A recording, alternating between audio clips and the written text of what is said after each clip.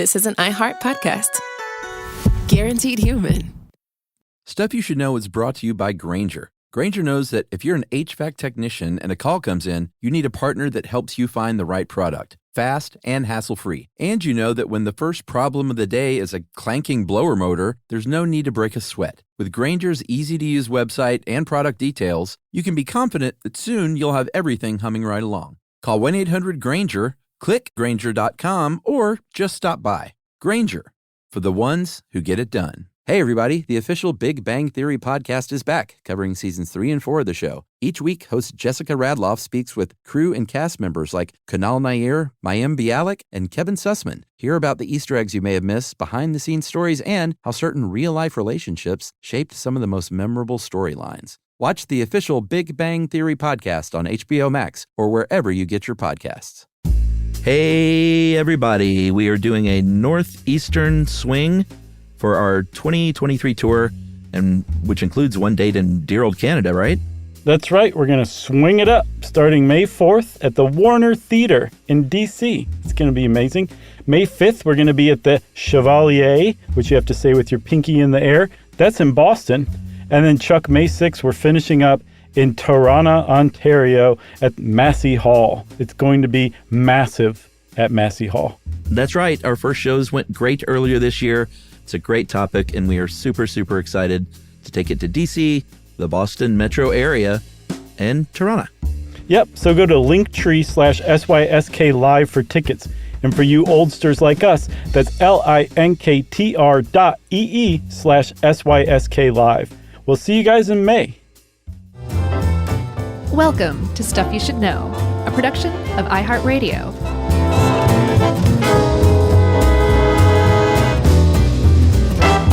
Hey, and welcome to the podcast. I'm Josh, and there's Chuck, and Jerry's here somewhere running around like a chicken with their head cut off, like Headless Mike. And that makes the Stuff You Should Know. Mike the Headless Chicken? Yeah, that's right. Yeah, that immediately reminded me of the McNoggin. What? I mentioned that way back then. Just look up McNoggin. Is it fried chicken heads? It's a fried chicken head that slipped into some fried chicken. Oh, at a restaurant. Have you ever eaten at H&F, Holman and Finch? Yeah. I've had that burger at Pond City Market where we used to have our studios. Oh, if you go to the flagship restaurant, fried chicken heads are on the menu. Oh, really? Yes. And when you eat one, you're like, I've gone too far. This dinner has turned into a blood orgy, basically. I'm sending you the McNoggin right now just because that's the kind of stuff we're doing now. That's how loose this has gotten. Here, I'll do a typing sound effect.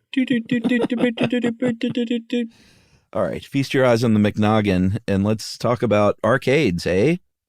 Yes, let's. I'm really excited about this one, Charles, because both of us were we hit two different sweet spots with this, right? I mean, you were in the golden era, and I was in the silver era. Am I correct? Yeah. I mean, you probably went to the golden era. I was at times, forbidden right? from going to arcades. Okay. As a little youngster. too young. Yeah. My mom was like, "That's a drug den." Right. Which is funny because I went to a lot of arcades, and I know I was a naive little Baptist boy. Mm-hmm. But actually, what am I saying? There was probably drugs all over the place. Yeah, you're like, why are you acting so goofy, Todd? Jeez, get it together. But we're talking about mainly the golden age of arcades, and what else does it dovetail with, you said? Nostalgia bomb for us, and what else? I was part of the silver age. Is that what you mean? Oh, okay. I thought there was one additional thing you were going to say. No, I don't think so. Okay. Well, this dovetails nicely, I think, with our episode on Nintendo, obviously. Totally. And in fact, we've had this, Dave Roos helped us out with this one. Dave Roos, co-creator of the hit podcast Biblical Time Machine. But he wrote this a while ago, but I've been sort of sitting on it until the Nintendo stank wore off. And did we do one on Atari or not? Or just the ET game? You did one with Strickland, I think, on Atari. No, I definitely did a two-parter on tech stuff. But we did not. We did the ET game, though, right? Or yes, no? Yes, okay. We did that one. Yeah, we've talked about the video game crash of 1983 like multiple times. And we did pinball. We did do pinball, and that actually kind of factors in remotely. We won't go into it much, but pinball kind of prefigured the video game arcade in a lot of different ways. Not the least that it had an unsavory reputation among parents, and kids loved to go play there. But after pinball kind of stopped being as much of a thing, there was a little bit of a drought until we pick up in, I think, the 70s, the early 70s, late 60s, with a young man, an electrical engineer from University of Utah named Nolan Bushnell. Nolan Bushnell figures into this story as much as you can figure into the birth of the arcade, because he was a nerd. He was in all the best ways. Mm-hmm. He was an EE major at Utah, like you said. And when you are a nerd in university in the late 1960s, early 70s, you're going to start playing very rudimentary computer games and think they are awesome. And that very first game that he played was one from 62, developed at MIT, called Space War! Exclamation point. Yeah, with a big fat exclamation. Yeah, and it spread very quickly among nerds in college all over the country. It was a big deal. But you say that Nolan Bushnell was like an important figure. You can actually kind of make an argument that this may have never happened had it not been for him. Because as he kind of recounts later, well, listen, there was no one in the same position that he was in, probably in the world. Because he had an electrical engineering degree and he played games on computers. So he knew about video games, like I should say video game, because there was basically just one at the time. Yeah. Yeah. And then he also, during summers, and then shortly after he graduated college, he was the games director for an amusement park outside of Salt Lake City called Lagoon. Mm-hmm. And there's seriously probably no one else on the planet that had that experience with computer games and also with arcade games like pinball or skee ball was one, who could have kind of synergized them the way that Nolan Bushnell did to create Atari. That's my take. Do you have a thing against Nolan Bushnell? No, but I'll tell you what, is Nolan Bushnell still around? I don't know, my friend. He loves you if he is. I will say that. Why? Because you're saying he's the only one that could have done it in the world and that it wouldn't have happened without him. He's like, you can make he's that singing argument. the Josh Clark praises right now. Well, Nolan Bushnell, if you're out there, I think that demands that you get in touch and thank me. Yeah, send some of that arcade money Josh's way. Sure. But you are right in that he had an economic understanding that proved to be pretty key, as in he knew what it cost to like build a game and a game cabinet. He knew how much they had to make that money back and turn a profit. So just sort of knowing the economics of how this stuff worked. And like you said, also being into the games was a key reason this all happened. Yeah. So he saw a real opportunity to do something big, and he's alive, by the way. Okay, cool. Well, then yes, please do get in touch, Nolan Bushnell. Yeah. He recruited a guy named Ted Dabney, who together they went on to found Atari with another guy named Alan Alcorn. And the three of them created first a ripoff of Space War called Computer Space in 1971. And a lot of people say like it wasn't a good game. It was too hard because the whole point of creating a game, they found out after this first attempt, is to make it just hard enough to keep people interested, but easy enough that you can play it while half drunk. Yeah, like easy to play, hard to master. Yeah, because these coin-operated games, their first targets were bars. So Computer Space, it's very frequently said it's a commercial failure, but Nolan Bushnell, my new friend, he points out that we sold enough of these units that we were able to go on and found Atari. Yeah. So they actually did sell some. It went okay, but again, it was supposedly way too hard, and they took that as a lesson learned, and they moved on the next year to create Pong. Yeah, they said, all right, you want easy? Right.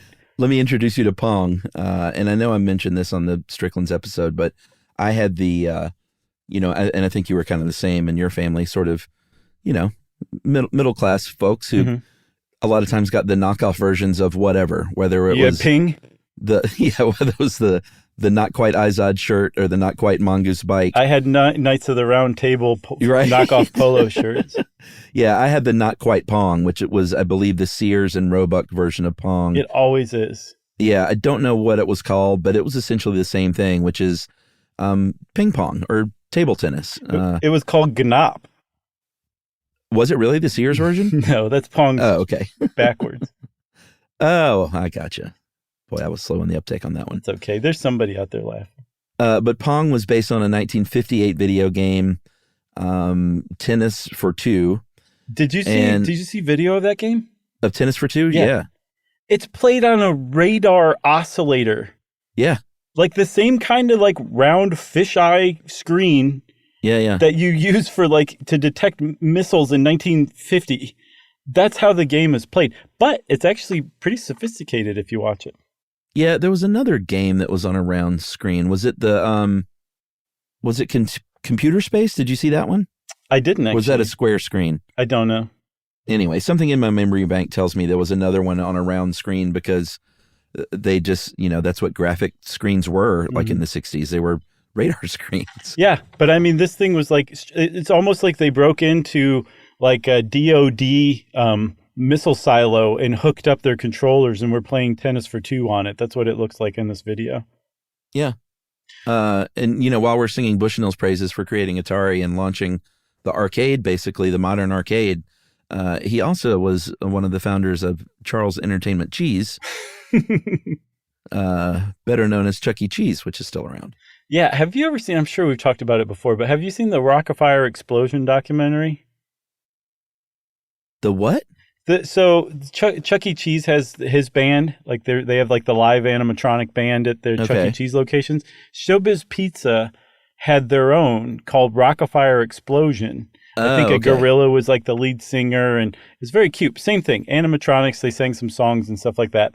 And they made a documentary about people whose passion in life is finding and rescuing and restoring old Rock-afire Explosion setups.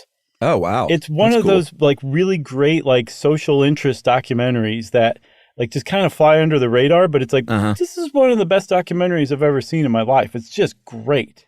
Oh, I got to check that out. Please do check it out. It's Rock-afire Explosion. I think it's mid-aughts, maybe 2007 or 8. I love anything where someone takes old stuff and restores it for, even if it's just for display or whatever. Okay, well then I have something else to tell you. I was saving this for the end, but I don't even know how I happened upon this. There's a website called Aussie Arcade, and it's almost like a news server or listserv or something like that. But I found a post called Atari Star Wars Cockpit Restoration. So you remember the Atari Star Wars game? Uh-huh. Do you remember the sit-down version? Yeah. Okay. So a guy in Australia got his hands on one of these that's seen better days, and he spent 9 months restoring it. Like, and I don't mean the outside. I mean the wiring. He soldered the wires. He like electroplated the metal parts again. It's one of the most amazing things I've ever seen in my life, and he chronicled it exhaustively. So if you want to like spend an hour just being impressed, go look for Atari Star Wars Cockpit Restoration by Womble. Womble's the guy who did it on Aussie Arcade, and you'll just be wowed. All right, I know what I'm doing for the rest of the day now, at least. You'll like it, Chuck, I promise. And it's not a video, it's photos and like explanations and stuff. Yeah, okay. All right, so back to Alan Alcorn and Pong. Pong was a huge hit. They put the very first one in a bar in Sunnyvale, California, called Andy Caps, which is kind of fun. Fun little historical footnote. And and this is like the movie version. 2 weeks later, they call and said, "Hey, this thing's not working anymore." And they go over and they was like, "Here's your problem." And they open the coin catcher and like $1 million spills out. Right. But that's how the story goes. It was basically so popular, it was jammed with quarters. And they sold 8,000 Pong cabinets in the face of knockoffs because it took a year to get the patent for Pong. So there were knockoffs being sold, and they still ended up selling 35,000 total Pong cabinets. Yeah, they sold 8,000 just the first year, and that was with 6 people building them. Like they had 6 employees. That's in a Pong cabinet in a bar in today's dollars could bring in close to $100,000 in quarters. Wow. Every single year, if you had one of those in your bar, I think they were saying it was bringing close to, in today's dollars, about $270. And of course, that's if it's played every day. Of course, you can be closed on Christmas. Sure. Oh, you did the math? Is that where you got it? I did the math, but I sort of rounded up. Still, I'll bet Andy Caps was open Christmas. But it was also a good place to meet somebody if you were interested in them, because it was a good way to have a conversation. You played side by side. It was a social lubricant because you were drinking at a Fern bar, a Harvey Wallbanger playing pong, and, meeting some ladies. Down at the Regal Beagle. Exactly. So this was 1973? Yeah, 1973.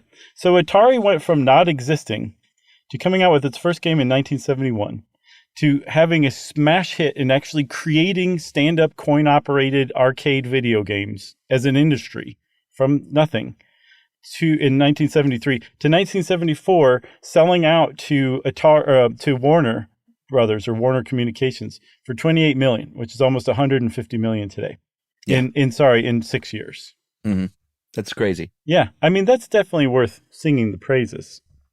Yeah, absolutely. And Dave argues that the golden age was 78 to 82. I would argue it trickled into 83, and people were still going to arcades in 84 and 85. But I think he's probably pretty close, because 83, as we'll see later, is, if you look at data, is when gross profits, really kind of didn't bottom out, but were a lot less than during those previous 4 years. Yeah, I think it was like 84, maybe, especially 84, but probably into 85, it was like a dead man walking. You didn't know it. Yeah. But yeah, people were still, I mean, those video arcades that started to spring up like mushrooms all across the country. I think in 1982, there were 13,000 arcades in the U.S. And let's just get this straight. 5-6 years before, there were probably 0. And all of a sudden, there were 13,000 arcades. There were tons of companies that were getting into creating and designing and building these stand-up cabinets that were sent to all of these 13,000 arcades in the United States. And it was just the thing. It was the biggest thing around at the time. Yeah, I mean, off the top of my head, I can think of 4 arcades that were within a 12-minute drive from my house in suburban Atlanta. See, the only one I could come up with was the one at Southwick Mall in Toledo that I wasn't allowed to go to. It was called Red Barons. And I don't even remember what it looked like inside. I saw pictures of the old sign. I was like, yeah, that's it. I just remember it being dark, and I think I might have gone in there once as a slightly older kid after I was like allowed to do whatever I want, like age 12. Yeah. And it was, kind of like this neat place that I wasn't allowed to go to before, but it kind of missed. You know what I mean? Yeah. If I wish one thing for you, it would be that, so that you were just a little bit older. Yeah. And then you could take those years off, because I don't want you to be my age. Okay. I want you to be my age in the 80s. That would be really neat. I wonder when we'll start doing that. We'll start playing with age and experience like that. I have an idea. I want to tell you this. I think this is so cool. There's no way I can possibly do this, so I'll just share it with the universe and maybe somebody can do it. Okay. Imagine, so we've got like AI that's starting to get pretty smart all of a sudden. And if you listen to The End of the World with Josh Clark, that may not be a good thing. Just saying. But the AI that's starting to be deployed is getting smarter and smarter and more human-like and more capable. And one thing I thought would be really cool is if the AI that's out there today could study the different stats and footage of every NBA player that ever existed. Okay. And then eventually you can say, I want the 88 Lakers to play the 2015 Heat. And the AI would play a simulated game that would play out probably exactly like it would have played out in real life if you could actually do that. I mean, they do those simulated games now for like the big game. For and Super Bowl? Yeah. Thought we weren't allowed to say that. Who cares? What is the Super Bowl police going to come get us?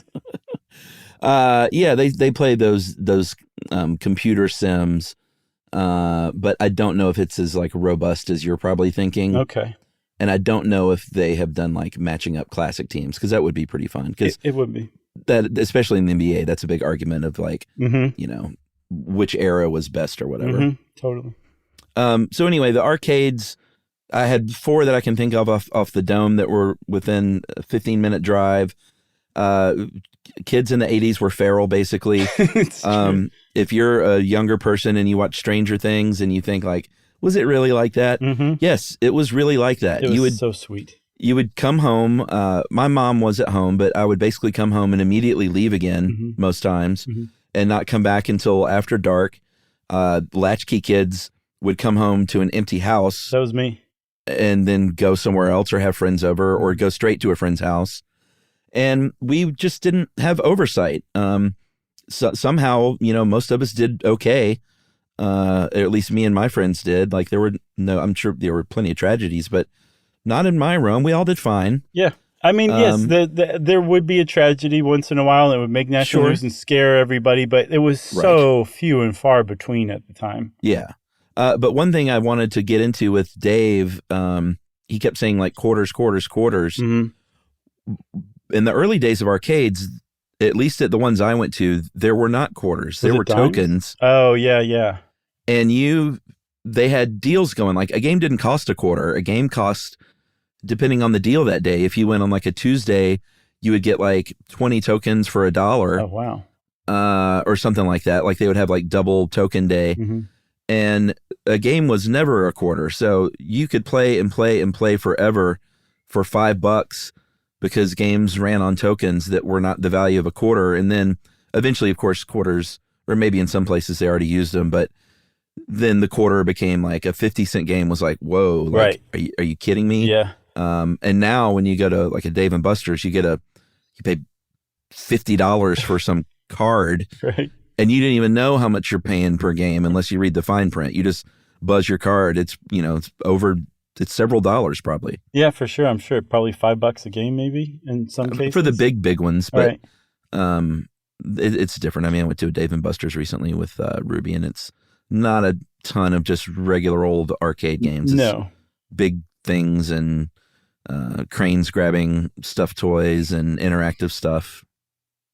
It's fine. It's fun. Yeah, it's just not a video arcade. A video arcade in the late 70s and early 80s was a very specific space. Yes. It was dark. There was very few people over the age of 18 or 19 in there. It was just it was a kid's place. And like you said, kids were feral at the time. And your parents didn't know where you were.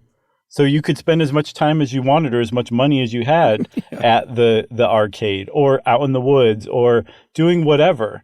And so because this was like a new thing, like kids were, I think, allowed to like kind of roam free in the mid 70s for sure. And definitely before that too. But they didn't have this place to go to. Maybe a pinball arcade was there or something like that, but nothing like this. And the difference between a pinball machine and a 1979 stand-up video arcade machine is just mind-boggling, especially if you're playing this thing in 1979 and your only exposure previously was to things like pinball machines. Yeah. Should we take a break? Yeah. All right, we'll take our first break and we'll be right back.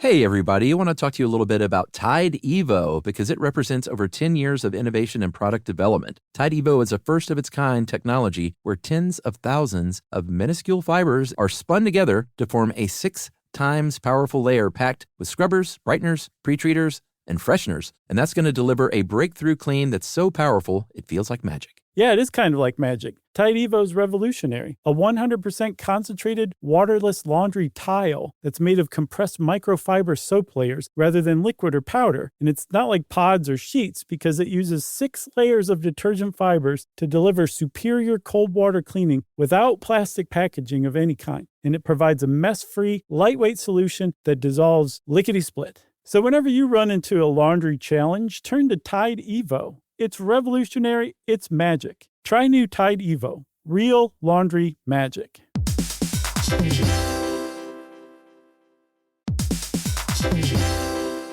On eBay, every find has a story. Like if you're looking for a vintage band tee, not just a tee, the band tee from the last show your favorite band ever played. You wore it everywhere. Then your girlfriend started wearing it, which was cute, until she dumped you and took it with her, which was not so cute. Yeah, well, anyway, now you're on eBay. And there it is. Same tee from the same tour. Still living in your memory, rent-free forever. See, the things you love have a way of finding their way back to you. But eBay isn't just for getting whatever your ex-boyfriend or girlfriend stole back, right? No, it's also for that rare championship foul ball you caught, then heroically gave to the kid next to you. And where else are you going to find your first car? The one you wish you'd never sold. But now, finally get the chance to take it back home. For good this time. So shop eBay for millions of finds, each with a story. eBay. Things people love.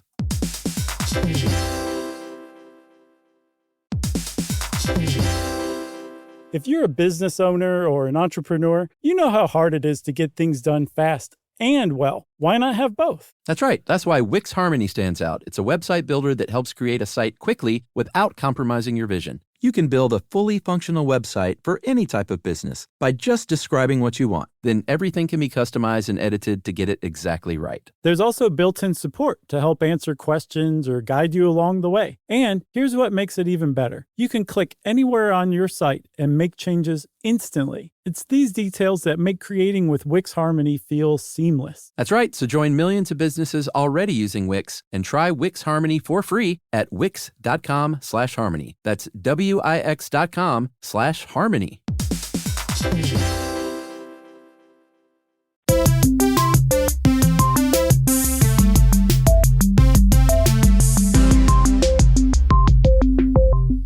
All right, so we've established that the peak of parents not caring about their children was in the 80s, the early 1980s. Mm-hmm.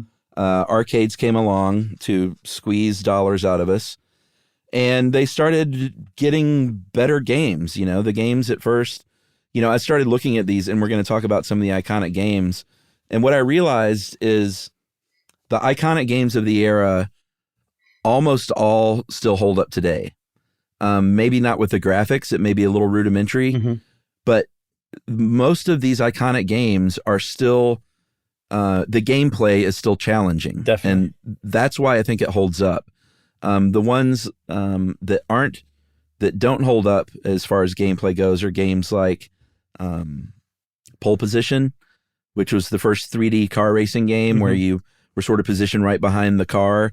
And Pole Position was a huge game in 1982 that really brought on driving games, but Pole Position doesn't hold up because the gameplay is not that great, in addition to not looking great. But if you go play Miss Pac-Man or Space Invaders or Centipede or Galaga, or Galaga or Asteroids, these games are still challenging and fun to play. Yeah, and Galaga, I will put money that it still looks good to just about anybody. Yes, it is bitmapped because it's like 8 or 16 or whatever bit graphics, but it still looks good and it moves well, and it's just it's a cool looking game.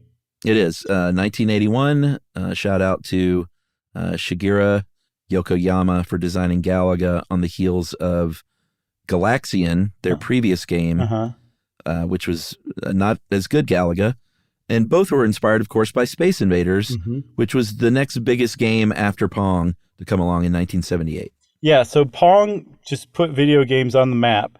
And then the next up was Japan, who said, oh, yeah, hold our sake. And they came up with Space Invaders in 1978, and it became such an overnight success in Japan that people rented empty commercial spaces and just put Space Invaders in there and created like these kind of pop-up arcades that were open 24 hours a day and had a line out the door at all times. Yeah. And apparently, the legend goes that there was a nationwide shortage of 100 yen coins because these storefronts with the Space Invader machines were sucking them up. Crazy. Pretty cool. I will say that Dave and Buster's had a probably 10-foot tall Space Invaders. Oh, wow. That you can play, which is kind of cool. 10 feet. What's the point of it being 10 feet tall? Is the screen like that big? Yeah, that's how big the screen is. Oh, okay. I got you. Well, that's pretty neat. Does it look good, though? Yeah, it looks awesome. So Space Invaders is the reason we have all those space fighting or space shooter themed games that are so clustered in like the early 80s, late 70s. That was the one. But the next game that came out that really kind of shook that up, that was the trend forever. There was one I saw, Chuck, called Starfire from 1979. I don't remember that one. It was by I can't remember who it was, but it was this this company, this games company that just kept pushing the envelope. But anyway, Starfire, if you watch the gameplay, it has the same exact font as Star Wars. And interesting. You are unambiguously shooting TIE fighters. But it was in no way, shape, or form licensed from Star Wars. It was just that big of a ripoff. They ripped it off. So that was like the big trend, was space fighters, until Pac-Man came along in 1980 and said, boom! Yeah, Pac-Man was the first, it was a Namco game, a Japanese gaming company. And it was the first game to have a mascot, like a little character. Previous to this, you had your little shooter ship with Space Invaders and your little triangular spaceship with asteroids, and not even a ship with games like Missile Command, but which actually that may have been after Pac-Man. I'm not sure. But Pac-Man was the first mascot. It was designed explicitly to not be violent. It was designed explicitly to appeal to young girls because they were trying to make more money, and it was sort of a boys thing at the time. They're like, we need to get girls in here, and Pac-Man comes along. And they were into it, the boys were into it, and it became a worldwide sensation. It was. I had a Pac-Man lunchbox and matching thermos that was like one of my prized possessions. The Pac-Man cartoon, this is about when I came in. Pac-Man cartoon I think it's probably still good. There's a song, Pac-Man Fever.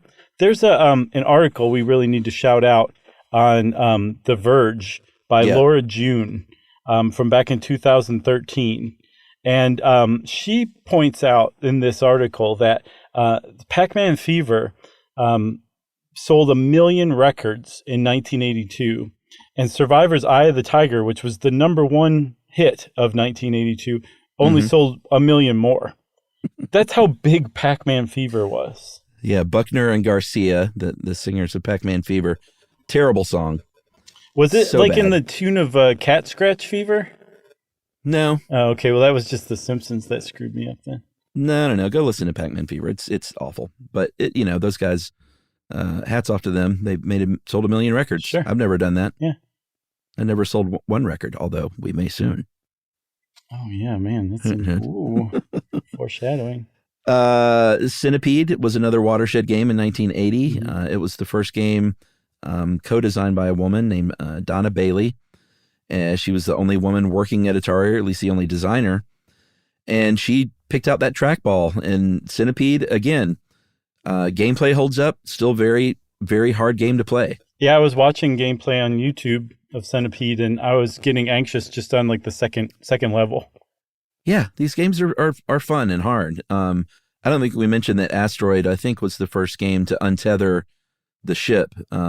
Like Space Invaders and Galaga, all those games, you can move left and right at the bottom. Yeah, but you're shooting upward toward the top of the screen. Yeah, what made Asteroids really, really hard was once you were brave enough to hit that throttle button and start flying around a little bit. Like it's a very tough game. And then I think, was it Defender? Yeah, Defender is a really cool one that still holds up too. That you could shoot left or right. And so it was a scrolling game, whereas with some of the other ones they were like whereas some of the other ones they were just, or all the other ones, they were just a new level, which basically was like, oh, these shapes are now in a different location and they're purple rather than green. Yeah, or they scrolled vertically, but this was definitely the first horizontal scroll. Yes, and it was cool. That's another one that really holds up to Defender. Yeah, Miss Pac-Man, far superior to Pac-Man in 1982 was I mean, I feel like it was just as popular probably as Pac-Man. It may, as far as like play goes, I would guess it eclipsed Pac-Man. But as far as like pop culture Zeitgeist, goes, yeah. Pac-Man might have Ms. Pac-Man beat. I think they were kind of hand in hand appropriately enough. Yeah, you're right. I want to shout out a few more games just quickly that I feel like were sort of game changers. The game Tron, Oh, which came, yeah, that was so good. just on the heels of the movie Tron. It was great because it had 4 different sub games within the game, and that light cycle game was like one of the coolest things you'd ever played when you played it. So hard too. At least as really like a 6 or 7 year old, it was very well. hard. And as it progressed, those first levels are kind of easy, and they just get harder and harder. Mm-hmm. And then for me personally, the game Tempest, the game Joust, Mm-hmm. and the game Battlezone were all 3 like big games for me. I always loved Qbert. Anywhere there was a Qbert, I would play that. Yeah, Cubert's fun, and that makes sense because you were younger and sort of a skewed toward younger kids, I think. What was the one where it was like hamburger or something like that? Oh, Burger Time? Yes, Burger Time. Burger Time I never was good. played that. Dig Dug was good. And then still to this day, I went and looked at Donkey Kong and Donkey Kong Jr. And that was way too hard for me at the time. It's still hard. Yeah. But it's some of the best like graphics and like colorful like movement, and it's just such a beautiful game still to this day. And that one came out, Donkey Kong came out in 1981. Yeah, and I don't think we covered in the Nintendo episode the name Donkey Kong. Did we? We did, because remember somebody tried to file suit. I think RCA tried to sue them, and they were like, "No, that's long gone. That ship has sailed."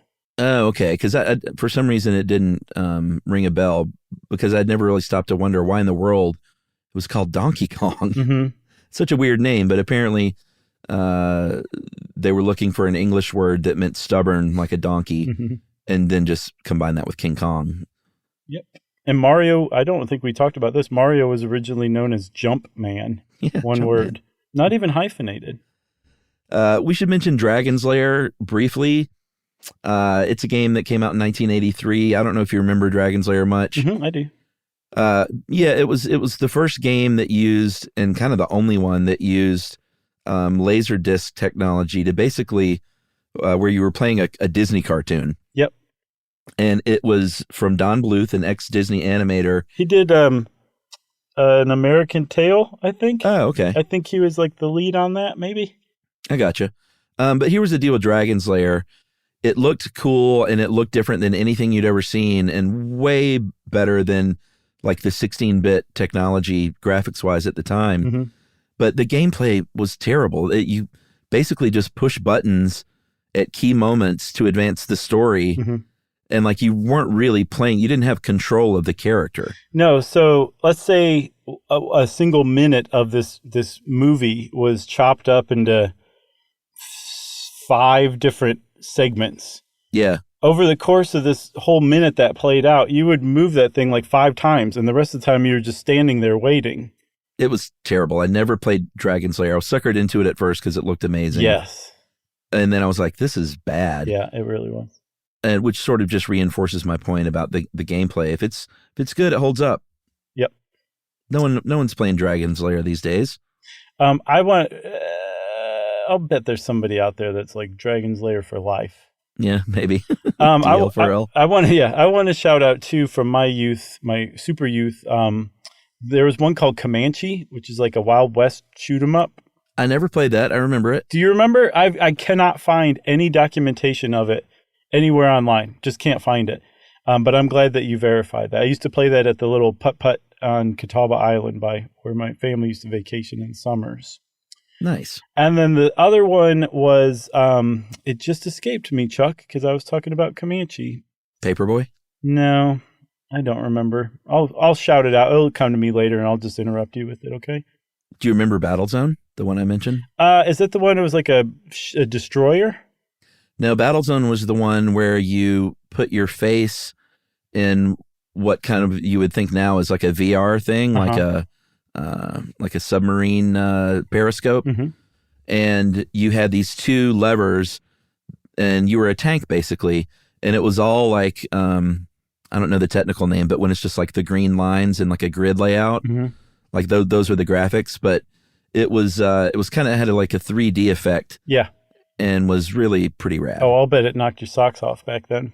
Yeah, it did. I thought of the other one and another one. Okay. The one I was thinking of was Empire City. I think it's Empire City 1942 or something. You're like a gangster and you're just shooting other gangsters. Okay. It's pretty cool. And then the other one was Spy Hunter. Remember Spy Hunter? Yeah, that was a pretty good driving game at the time. That was a great one because you put like that oil slick and people would spin out who were chasing you. It was just very neat.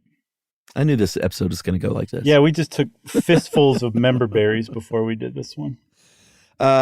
Kill screens we should talk about because there was a technological limitation to these arcade games that were based on 8-bit processors. The hardware was, and an 8-bit processor can only store 256 total values.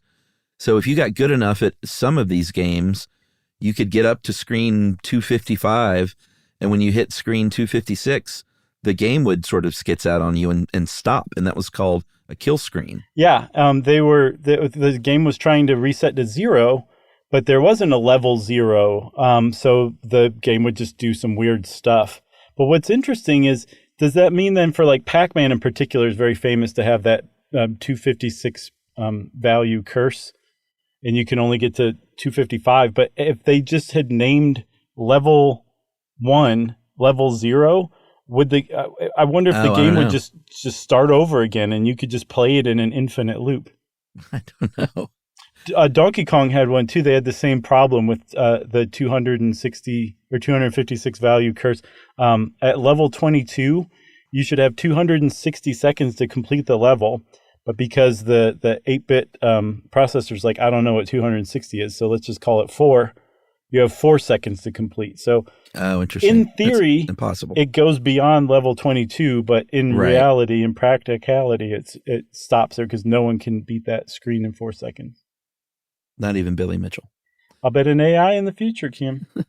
All right, so I say we talk about a few of these little tidbits, and then we'll take a break and then talk about what killed the arcade. Sure. Good? Yeah. These are kind of fun because, you know, if you were a kid at that age, or heck, I still enjoy entering my initials. ASS. When I get a high score, I knew one of us was going to say that. The very first game to even display a high score at all was called Seawolf from 1976. Dude, do you remember that game? I do. I don't think I really played it, but I remember it. Everybody, it was a submarine game, so you just shot torpedoes at ships, but the joystick was a periscope. It's so cool looking still today. Oh, I remember that. Yeah, and it had great like graphics on the cabinet. It was just an all-around neat game. The I don't know about the gameplay and the graphics like in the game weren't top-notch or anything, but just the periscope alone was very cool. No, I totally remember that. It just kind of came out and then came down. Right, but that was like a periscope does. Right, but that was the first one that had a high score, you said? That's the first one that just registered a high score. The first one that I believe stored the high score was Pac-Man.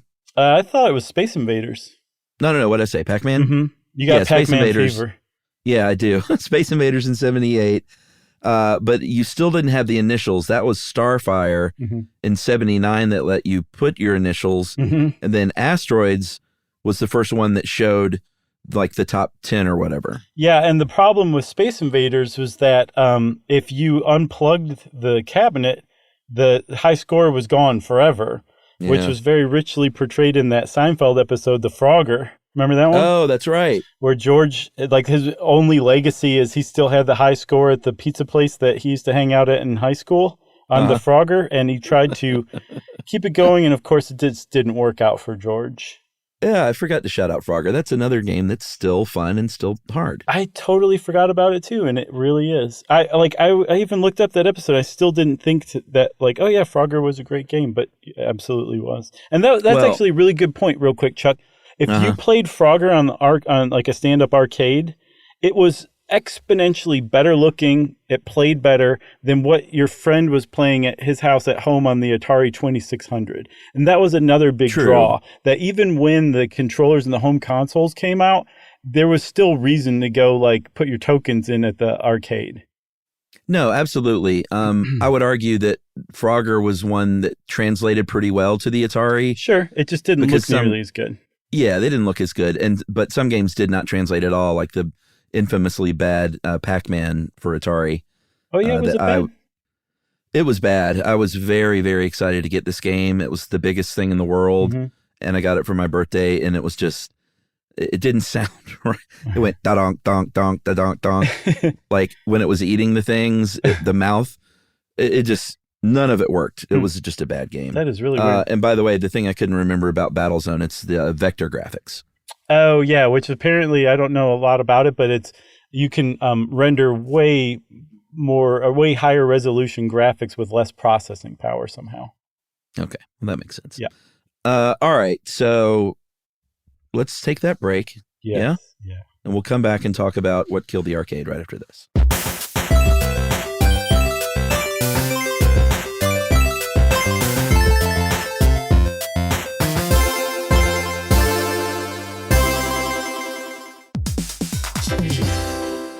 Hey, everybody. I want to talk to you a little bit about Tide Evo because it represents over 10 years of innovation and product development. Tide Evo is a first-of-its-kind technology where tens of thousands of minuscule fibers are spun together to form a 6 times powerful layer packed with scrubbers, brighteners, pre-treaters, and fresheners. And that's going to deliver a breakthrough clean that's so powerful, it feels like magic. Yeah, it is kind of like magic. Tide Evo is revolutionary. A 100% concentrated waterless laundry tile that's made of compressed microfiber soap layers rather than liquid or powder. And it's not like pods or sheets because it uses 6 layers of detergent fibers to deliver superior cold water cleaning without plastic packaging of any kind. And it provides a mess-free, lightweight solution that dissolves lickety-split. So whenever you run into a laundry challenge, turn to Tide Evo. It's revolutionary. It's magic. Try new Tide Evo. Real laundry magic.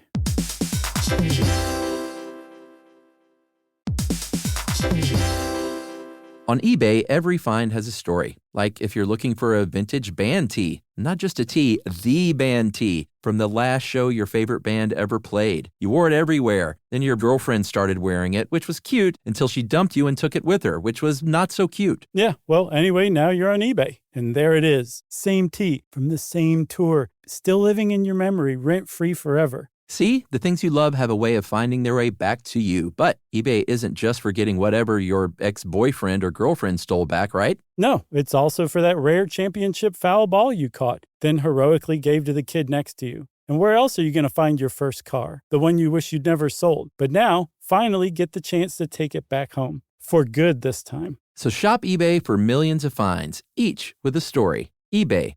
Things people love.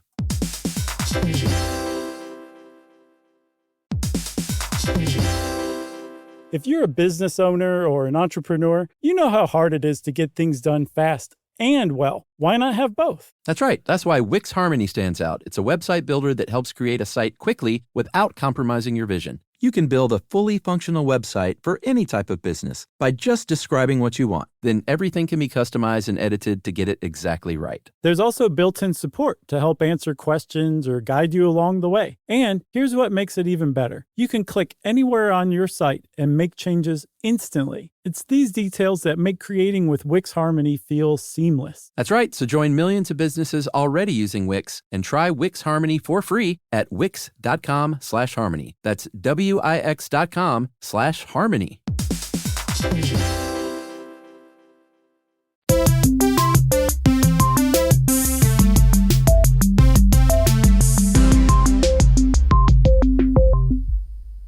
All right, Chuck, what killed the arcade?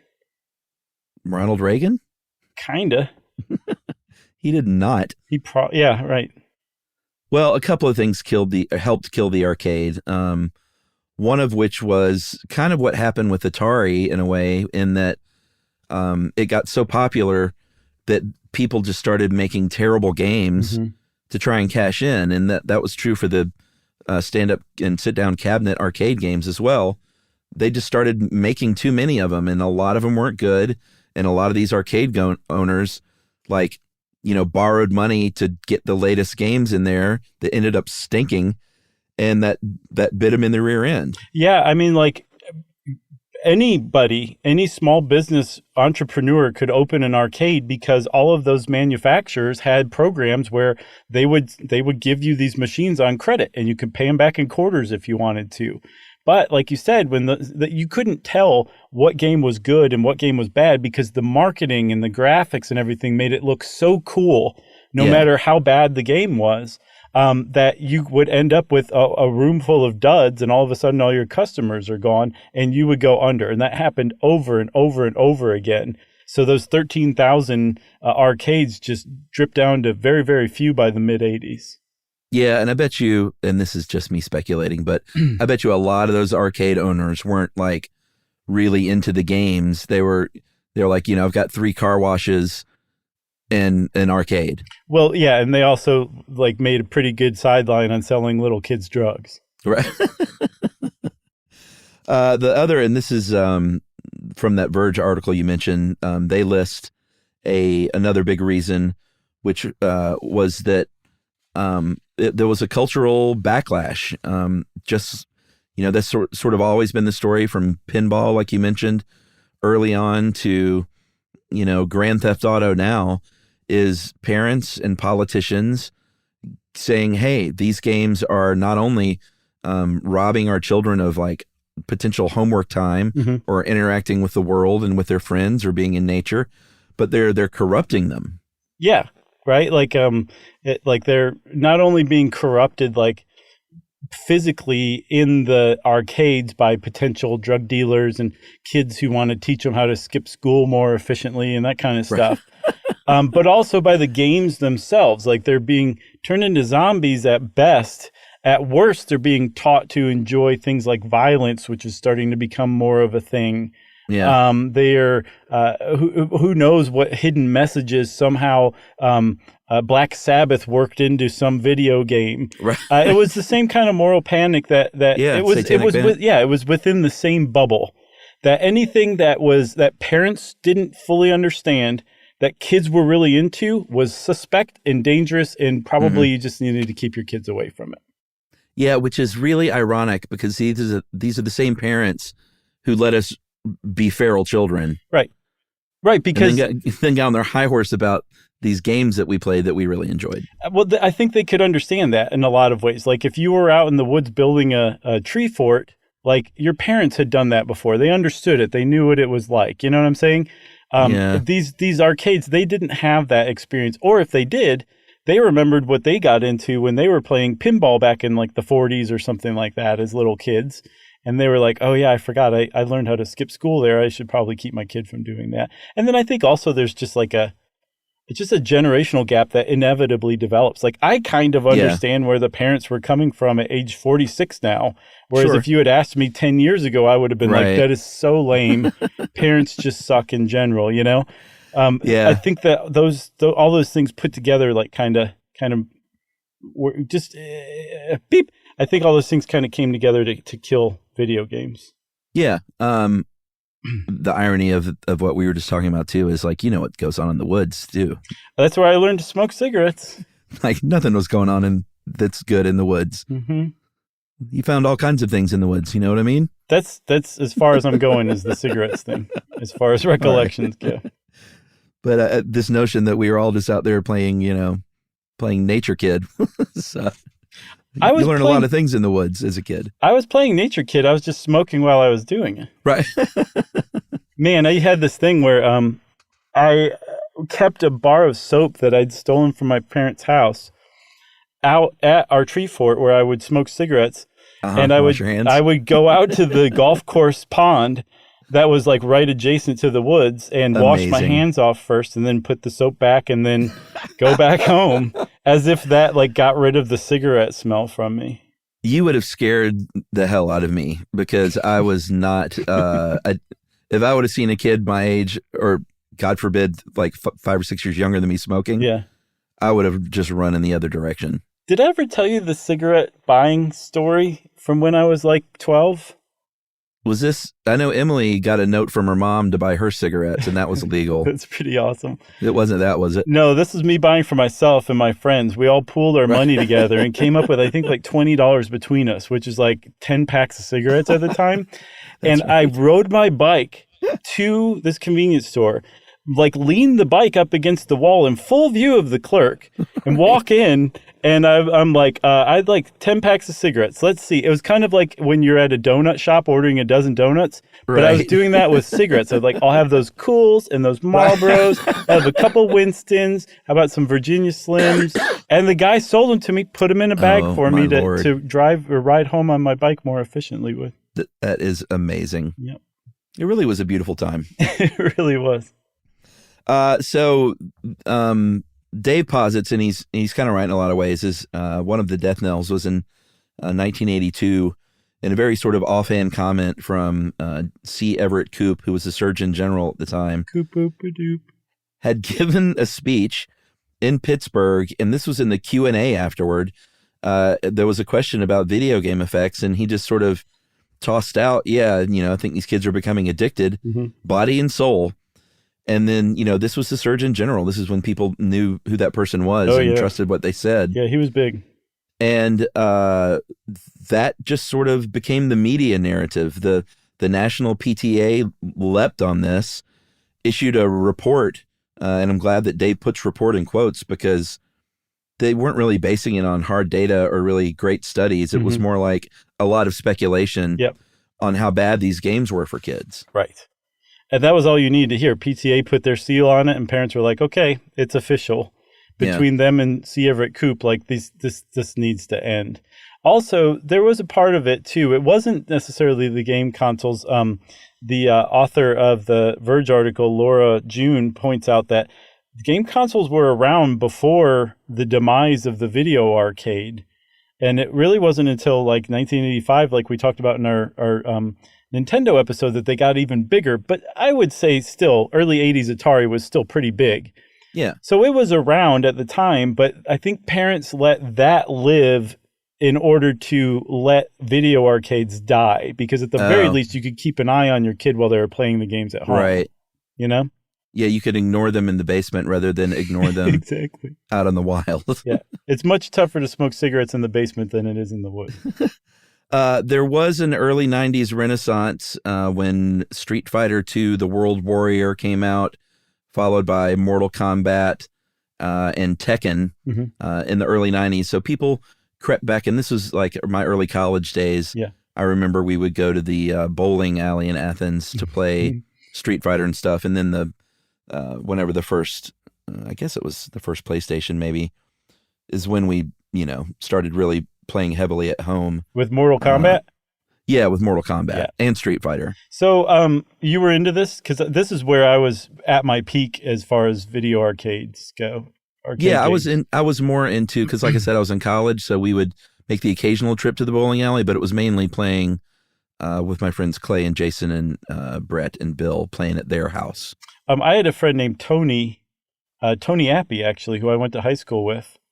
And he was like 17 at the time and managed an entire Mount Asia somehow. That's how responsible he was.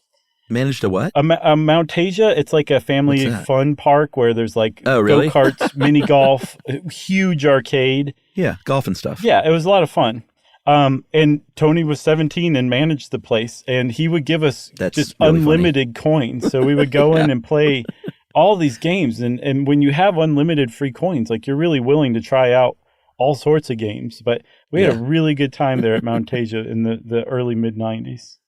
Oh, well, I know I mentioned what was sort of the pinnacle of my childhood life at one point was when, through something as my dad being principal, they had a free night at Charles Entertainment Cheese. And it was, I think, just the educators and their kids got to go. Oh, cool. But it was just one free night at Chuck E. Cheese, and everything was free. That's huge. You just ordered pizza when you wanted, and the first thing they did when you walk in was gave you a little cloth sack full of tokens. Wow.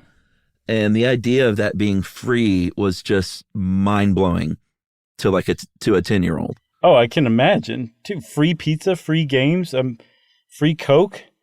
Yeah, I mean, you just got to play games for free all night long. And I remember going home that night, being tired and just dreamy in my head, thinking, this is the best night of my life. Nice. So things came back in the early 90s, and the parents stepped up again and said, no. Everything we were saying before in 1983 that didn't apply now really does apply. Like the violence is just outrageous and outlandish. Like in Mortal Kombat, you could very memorably pull your opponent's spinal column out. It was fun. I mean, looking back, it didn't look that great. So it's kind of funny now that they're in an uproar. But if they were in uproar over the violence from Space Invaders, you can imagine what Mortal Kombat did to them. So that kind of killed that comeback as well. And plus also, home consoles just kept getting better and better and better. Yeah. And that's the story of the arcade. I mean, you can still go now, there's the Dave & Buster's type places, which again, like I said, are, they've retrofitted. They have the giant Space Invaders. They have this huge Pac-Man game where multiple people can be Pac-Man at the same time. Mm-hmm.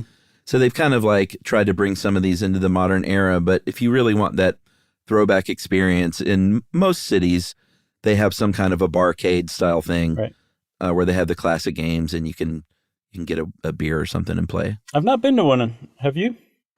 I went to one at one point, and then when I was living in LA, there was an arcade, like an old school regular arcade. Mm-hmm. It wasn't some retro beer place. Yeah. Within walking distance of my first apartment, so I would go down there and play, or go to the bowling, the Big Lebowski lanes, had some good arcade games. Conceptually speaking, it just makes sense. Why not put like fun activities into a bar rather than just booze and, hopefully good conversation with whoever you're with? So I totally get that. It seems like it would be fun if everybody like followed all the unwritten rules about playing games, Yeah.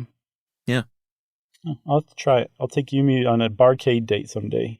You got anything else? I got nothing else.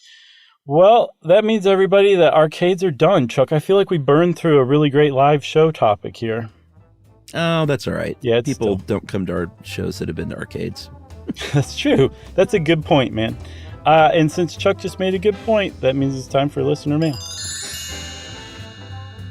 I'm going to call this hamburger steak follow-up from Lori. Hey, guys, heard the discussion of the hamburger steak and thought, hey, that solves my problem on what to cook for supper. But then Chuck said that hamburger steak was just hamburger pressed into a steak shape. I had to stop and step back to make sure I heard that correctly. But try this maybe to juice up your hamburger steak. I think you'll like it better. Mix that hamburger with about a half a pack or less of Lipton onion soup mix. Ooh. That's an all-time great hack for hamburgers and turkey burgers, period. Keeps them very juicy and very flavorful. Add some breadcrumbs and even egg if you want. This is meatloaf.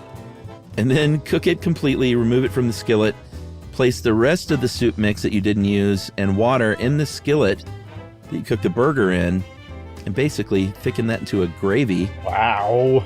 You could add some flour or cornstarch to thicken it up, and then add the burger back in. And then this is how Lori signs her email. You can use my name. Comma, Lori. Yeah, that's from Lori Michael. Good. That sounds like a good recipe to me. That is a great recipe, Lori. Thank you for that. I'm going to try that post-haste. And it actually brings to mind another thing I just came up, Chuck, since we're talking about kitchen hacks. Okay. Have you ever taken the water that you boil the spaghetti in and then add a little bit to your sauce? No. Okay. I never had before until the other night, and apparently we've been doing it wrong all along. You have to do that. And the reason why is it actually counterintuitively thickens your sauce a little bit because of the carbs that are still floating around in the water. And just a little bit, just enough. And then the other thing it does is when you put the spaghetti, drained spaghetti, into your sauce, which is what you're supposed to do. You don't put it on top of the spaghetti. You stir it around, toss it. It actually makes the sauce stick to the spaghetti more. And it is, I can report, really, you should never make spaghetti any other way. All right. Okay. I'm going to leapfrog off of that because this is along those same lines. If you make homemade mashed potatoes, like I do, and you chop up raw potatoes and then boil that, then you strain the water out, save some of that water and add it back in. Instead of just going right to like milk or cream or whatever you want to use as your liquid. put some of that starchy water back in first, and I think it has a similar effect. Nice. Yeah, starchy. That's what I was after, not carby. Yeah, and finally, just to add a correction, or not a correction, but a tip. Your Butterbell you mentioned was getting moldy. We had quite a few people write in that say to use salted butter and your Butterbell will not get moldy. Yeah, I don't. I like to salt my own butter. I don't buy it pre-salted. I'm not a communist. Okay. Yeah, I'm sure that was part of it too. And also, I think I may have fudged slightly when I said, yes, I did change the water every 3 days. I think I did from time to time, but I think that probably had something to do with it. But it's nice to know that wasn't the entire thing, that I was using unsalted. All right. Well, if anyone's still listening now, these are great kitchen tips. Yeah, for sure. I think we should probably get a move on. So thanks, Lori, for that awesome recipe. Thank you for your tip. Thank me for my tip as well. And if you want to get in touch with us to give us a tip of any sort, you can email us at stuffpodcast@iheartradio.com. Stuff You Should Know is a production of iHeartRadio. For more podcasts from iHeartRadio, visit the iHeartRadio app, Apple Podcasts, or wherever you listen to your favorite shows.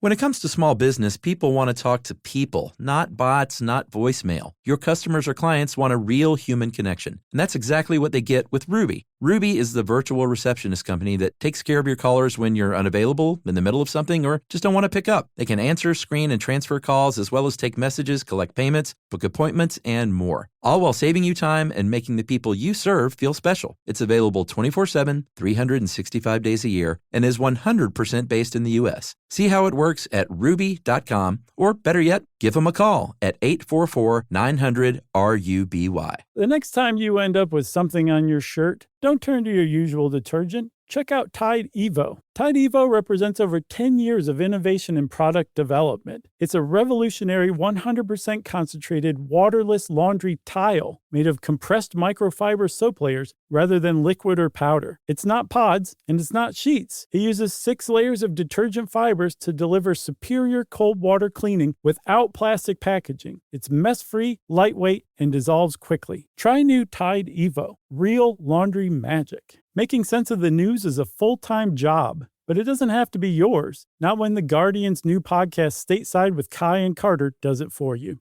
3 times a week, journalists Kai Wright and Carter Sherman cut right to it, asking what's actually happening and why does it matter. Drawing on The Guardian's reporting, they provide perspectives on everything from sports to fashion and deliver it with clarity and context. Listen to Stateside with Kai and Carter, wherever you get podcasts or watch on YouTube. This is an iHeart podcast.